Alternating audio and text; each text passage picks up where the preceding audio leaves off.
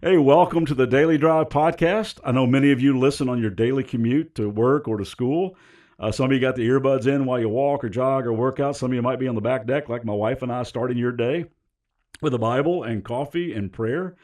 Some of you might be on a lunch break or winding down for bed. So wherever you are and whenever you listen, just know that God just loves to meet with you. He loves it when you and I draw close like this, and He just longs to touch us with His love. We've been unpacking a story this week found in Luke chapter 5. It's an encounter between Jesus and this guy who is described as having a very advanced form of a dreaded terminal disease called leprosy. Well, he comes to Jesus, falls on his face, calls him Lord, and says, I know you could do anything. I know you could heal me. I was just wondering if you would.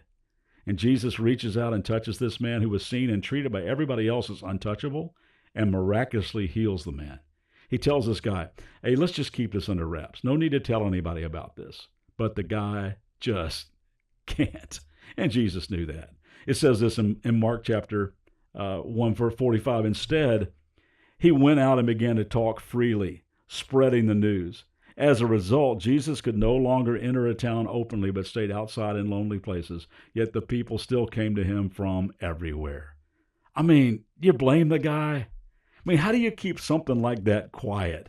When you experience that, I once was lost, but now I'm found, was blind, but now I see. When I was in darkness, but now I'm in light. I was rejected, but now I'm accepted. I mean, how do you keep that kind of experience quiet? You just can't. Something like that happens to you and you want to explode with gratitude. I'm telling you, it's hard to shut up about it. You know, I have the privilege of being a part of churches that are growing and thriving. And part of the reason is because we just can't keep quiet about how the love of God has changed us. Every time I stand up to preach, from my vantage point, I can see like a family that just a few years ago was absolutely falling apart, but they allowed God to get close and He touched them. I know people who were adrift in a deep sea of depression and grief, but they sought God and He met them there and He reached out and touched them and pulled them out of that pit.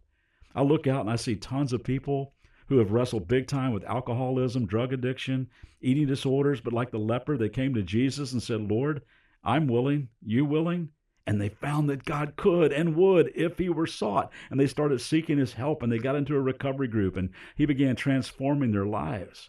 I have friends right now who are terminally ill, but they're finding another kind of healing, this unexplainable peace and strength to move through every day with joy because the God who draws close has given them an eternal hope that will not disappoint. I look out over crowds and I see people who had a horrible reputation, those with a wild sexual past, those who did some prison time, those who never thought forgiveness was available for a person like them, but they found out they were dead wrong about the kind of God that God is, and they felt the life-giving touch of Jesus Christ. I'm telling you, gang, it's hard to keep that quiet. Once you get infected by Jesus' healing touch, you move through your school, your workplace, your neighborhood, your own home with contagious joy that just flows from this deep, deep sense of gratitude. Now, I'm not talking about turning into some obnoxious religious person, but rather walking through your life with an attractive peace, a healthy confidence, this humble heart that's full of compassion that touches those around you. I'm telling you, when God has changed your life, when Jesus has infected you, it's hard to keep that quiet. It's hard not to want to touch the world the way Jesus has touched you. So what do you say we go do that today? And then come back tomorrow. I'm going to tell you about a friend who did exactly that. Hope you have a great day.